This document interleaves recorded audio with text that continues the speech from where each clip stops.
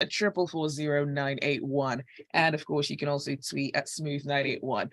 Brilliant thing is we're streaming live on YouTube as well. So catch the live stream and you can even post a comment on there. It's Smooth981 FM Lagos. And don't forget to subscribe so you don't miss out on other streams of the shows. All right, our analysts this morning, Devoe and Lakunle, good morning and welcome. Morning, Lagos. Good morning, President Zibby. Good morning, Lagos. Good morning, Devoe. Good morning, the world. Yes, cool.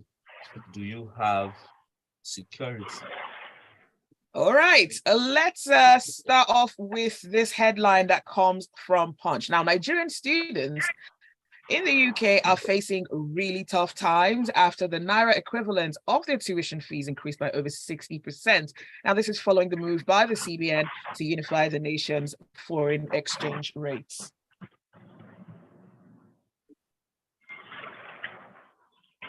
Okay, so that's all right, Lakunle, go ahead. All right, so President Zibby, like I always say, winter is coming. Winter hasn't reached us yet. We're just seeing the signs of it. While we, like I said 2 weeks ago, while we are appreciative that we are beating the silver bullet, the immediate effects of it are not going to be easy. We're going to struggle through a lot of things. This is one of the consequences of the unification and the supposed floating of the Naira. Now, would we want to say that we should make an exception for students going abroad to, in terms of paying their tuition? It might be a good thing to say or to try to do, but we would have jumped from one subsidy to another to mean that we are subsidizing their education, just like we are subsidizing the education of those at home that we're already fighting that the subsidy on education should go. It's a tough choice between wanting to satisfy a few people and getting the benefit of good governance to a greater number.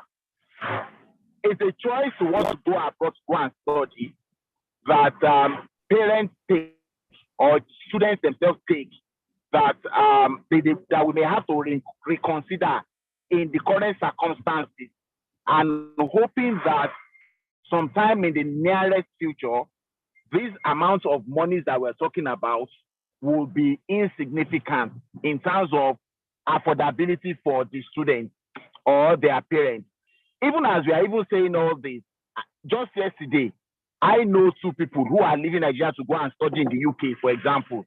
So while some of us are complaining that it is this, it is that, there are some people who, by virtue of maybe their income, what they do, what they earn, etc., makes it easy for them to do. But on the government is not going to stop and think that for a few people, it will be the reason they will change this policy. This is something that we need to do. We are beating this silver bullet. We shouldn't reverse it. And we will just hope that sometime very soon, the benefits of this policy will make this thing go away and everybody will be able to afford it when and if they choose to do it. All right, Lakunle, thank you for that. WhatsApp number is 0809 4440981, and you can also tweet at Smooth981. And let's go on to the next headline. Now, this one is coming from, is it The Guardian now? All right, so this headline is actually coming from Vanguard. Now, Lagos State House of Assembly has called on the National Assembly to establish state police. The House held its first plenary weeks after the inauguration. They called on the Lagos State government to urgently, also in addition, equip the neighborhood safety corps. So it's personal. Yes, as they say, eco-security or insecurity. This is one of the glowing aspects of having same party in governments with same party at the stakes in terms of achieving issues. Although this was not achieved in the last dispensation, the Lagos State Assembly has called on the National Assembly, that's at the federal level, to establish state police. There are two things in this article: one, about their call on the National Assembly, and also that they've asked the Lagos state governments to equip the neighborhood safety corps. That's the neighborhood watch. I'm sure many of you know them. They wear their blue and brown uniforms, quite well sewn. However, we all know how the neighborhood watch came about. The neighborhood watch was Lagos State's response to community policing. However, they were incorporated into the Amotekun Southwest Security Force arrangement at the time when Amotekun was taking a new dimension. And at that point, there was a conflict with the police, the federal police, as to how the integration would take place. And if you remember that time, the Buhari administration asked the state governments who were involved to pass laws through their state assemblies to bring that level of, let's call it, ancillary or tertiary policing force to being. However, what we've seen is that the Amotekun force they're not legislated or empowered to carry weapons and armory, and which has been the bane of their ability to effect proper policing, especially when enforcement is required. Hence, the call for state police. Now, state police, as you know, has gone through many debates at different times, those for it, those against it. I think just like they remove subsidy very quickly, if this administration works well with the Tinubu-Shettima administration, the call by Lagos State is a very instructive one. Mudashiru Obasa, who is the speaker, was saying that to stem the spate of insecurity in the country, especially what he's been hearing of the several killings and mutilations that have been taking place in the plateau. And we know that it's an ongoing story of insecurity from the northeast to the northwest. Now it's the north central. We know of the insecurity taking place in the southeast. Before it gets into other parts of the country, this can be stemmed. Now, the issue here is that the 10th Assembly, as you know, for this bill to come to pass, this state policing and the local government autonomy were both rejected in the last constitutional reforms or the last constitutional amendments that took place. For it to come to pass, it requires 3/4 of the state assemblies to pass into law. So that's about 24 state assemblies. And at that time, we know of both the state governors' influence as well as the FG, their influence in getting some of these bills quieted. Now, we are really hoping that they have raised it on the inaugural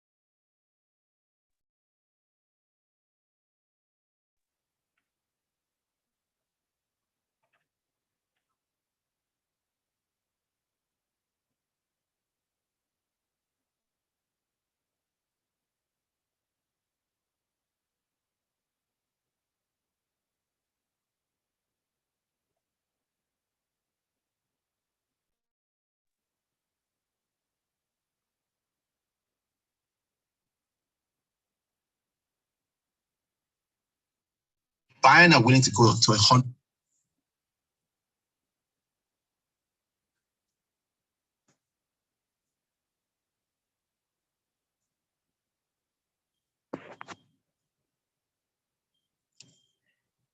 So I'm not hearing you.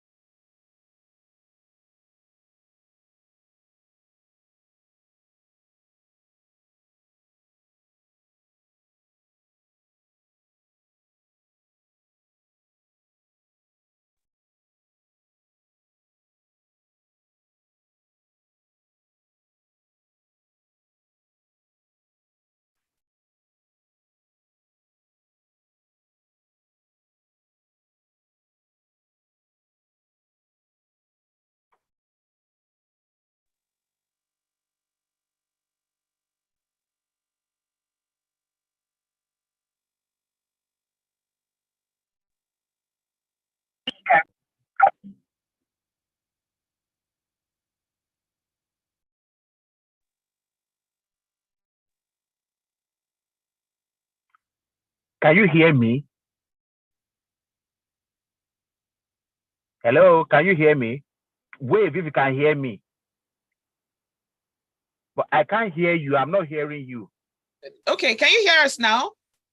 I can hear you now, clear. Yes, very loud and clear. If the signal is bad, maybe if you turn off your video, it will be better. No, it's not the video. It's not the video. I switched off the video earlier. I wasn't hearing you at all.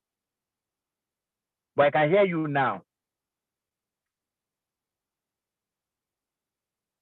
All right, but if it happens and the internet becomes dodgy again, maybe you can switch off the video just in case it will help.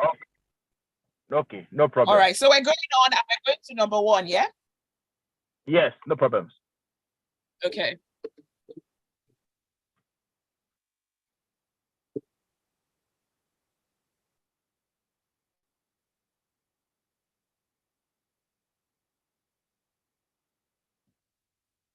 Smooth 98.1, love music, love life. This is Freshly Pressed.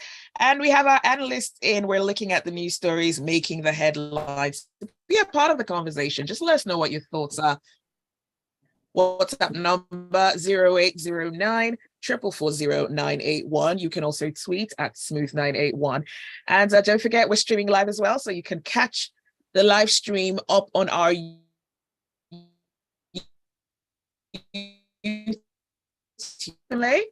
Okay, our analysts are in. It's Lakunle and Devoe. We're going to try to get Lakunle back, and but in the meantime, let's go on to you, Devoe. We are going on to the next headline.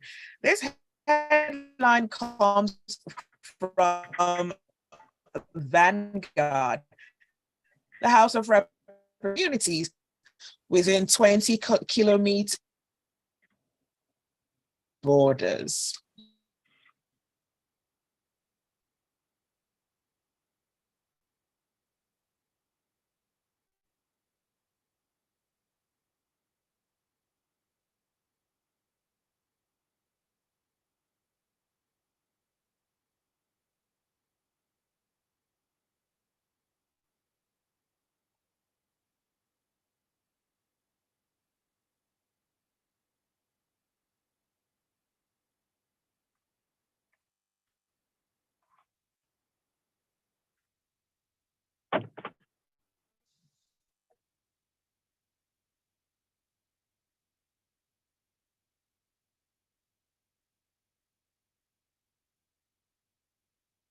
Acting Comptroller of Nigerian Customs Service, Mr. Wale Adeniyi, was speaking to the press yesterday in the villa speaking on the fact that, yes, even though the federal government had requested that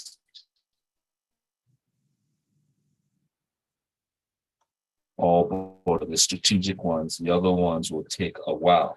Now, he also acknowledged the fact that even though the subsidy was removed, it hadn't killed the act of smuggling. Because what we've seen is that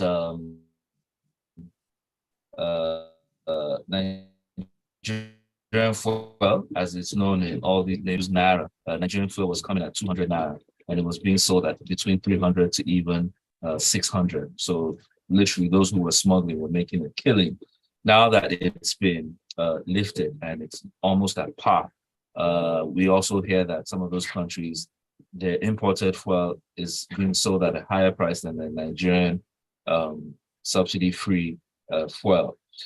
However, they've asked, the House has said that those environments, those communities around the borders have lived through some high level of hardship caused by this abrogation. However, we're hoping to see that customs, in its bid to enhance its services, has a way of extending this lift on those strategic visiting Benin to see how he could improve customs integration with our neighbor. And I would say that is a very, for those who trade that route, that West African route, semi-border is like the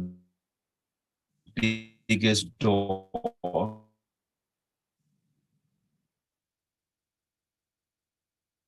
or gate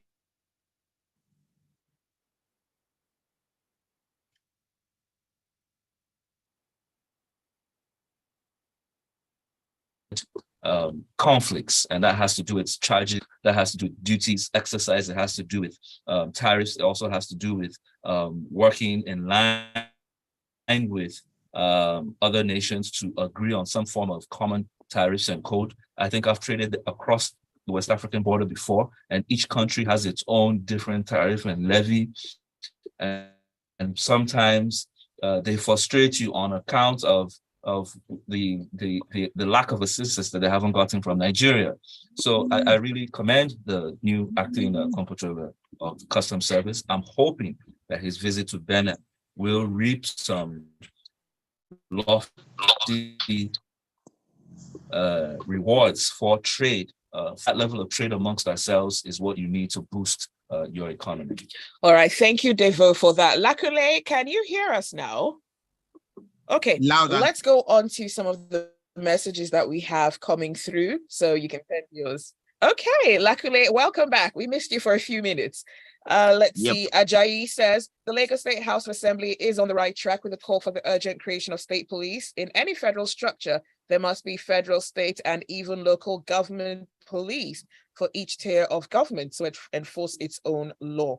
All right, let's go on to the story coming from Punch. Operatives of the Ebonyi Police Command have killed 2 hoodlums who were allegedly enforcing the sit-at-home order in the state. Now, the sit-at-home order is something that has been ordered by a certain gentleman who seems to be closely affiliated to Nnamdi Kanu and the indigenous people of Biafra, IPOB. Lakunle? Okay, so non-state actors are a no-no anywhere in the world. What we have now is a non-state actor seemingly having more influence than the state actors. We need to be circumspect about how we handle this. Now, the police have shot 2 people and they have told us that they are hoodlums enforcing the sit-at-home order. We have to be careful. Yes, we need to deal with this. You know, over time, we have handled this thing with the kids' gloves, and it is grown, it is becoming a multi-headed monster that we cannot even, we don't even know where to start treating it from now. This is one of the things that makes the call for state policing a valid argument. We have a federal police. The command structure is from somewhere remote to the places where these things are happening. And we need to handle these things very decisively. All right, we're not getting really good signal from Lakunle.